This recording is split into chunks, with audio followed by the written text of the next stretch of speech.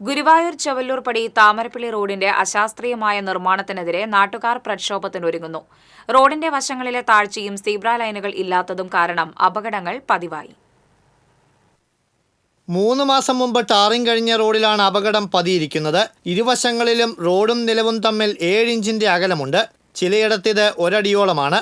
ഇതുമൂലം ഇരുചക്രവാഹനങ്ങൾ തെന്നിവീണ് അപകടം പതിവാണെന്ന് നാട്ടുകാർ പറഞ്ഞു. നമ്മൾ റോഡിലേക്ക് കയറുമ്പോൾ ഇവിടെ ഉണ്ടായ കാരണം റോഡിലേക്ക് കയറുന്ന നേരത്ത് പെട്ടെന്ന് വണ്ടി ചെരിയും അപകടങ്ങൾ ഉണ്ടാവുകയും ചെയ്യുന്നു. ഈ റോഡിന്റെ പിന്നെ ഫുട്പാത്തും ലെവല് വളരെ വ്യത്യാസമുണ്ട്. ഒരു ഒരടിയിലൊക്കെ വ്യത്യാസങ്ങൾ പല ഭാഗങ്ങളിലുള്ളതുകൊണ്ട് മഴക്കാലമായതുകൊണ്ടും പല ഭാഗത്തും കുട്ടികൾക്ക് വിദ്യാർത്ഥികളായ കുട്ടികൾ ധാരാളം ഉള്ള ഒരു ഏരിയ ആണിത്. അവർക്ക് പോകുമ്പോൾ സൈഡ് കൊടുക്കുന്ന സമയത്ത് അവർ കാല് വെക്കുന്നത് റോഡ് കഴിഞ്ഞുള്ള ഭാഗത്തേക്ക് ആയതുകൊണ്ട് കാലെത്താതെ വരികയും വെള്ളത്തിലോ അല്ല മറ്റിടത്ത് വീണ് പരുക്ക് ഏൽക്കുകയും നിത്യ സംഭവങ്ങളാണ്. Brahmakulam saint Teresa's girls high school, VR Appu master higher secondary school എന്നിവ സ്ഥിതി ചെയ്യുന്നത് ഈ പ്രദേശത്താണ്.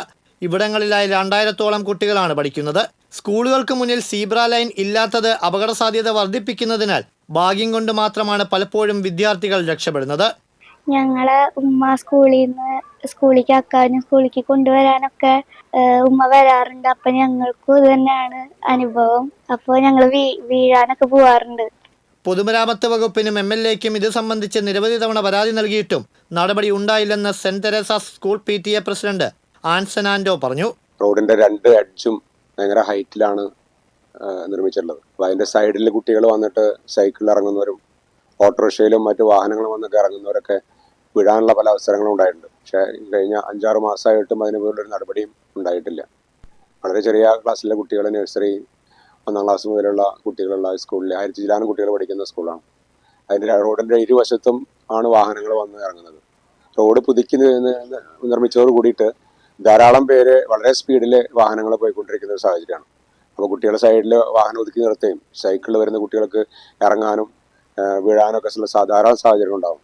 അത് അടിയന്തരമായിട്ട് ഇതിനെന്തെങ്കിലും പരിഹാരം കാണും. അപകടം പതിവായതിനെ തുടർന്ന് സ്കൂൾ വിടുന്ന സമയത്ത് അധ്യാപകർ റോഡിൽ ഇറങ്ങി നിന്നാണ് വിദ്യാർത്ഥികൾക്ക് സുരക്ഷ ഒരുക്കുന്നത്. വലിയ ദുരന്തങ്ങൾക്ക് ഇടവരുത്തുന്നതിന് മുൻപ് പ്രശ്നത്തിൽ പരിഹാരം കാണണമെന്ന് വാർഡ് കൗൺസിലർ ഷിൽവ ജോഷി ആവശ്യപ്പെട്ടു.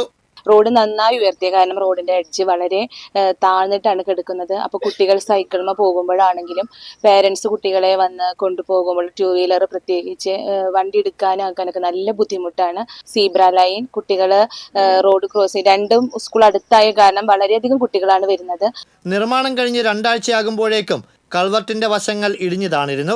ഇത് സംബന്ധിച്ച് TCB വാർത്ത നൽകിയതിനെ തുടർന്ന് നേരെയാക്കിയെങ്കിലും വീണ്ടും പഴയപടിയായി.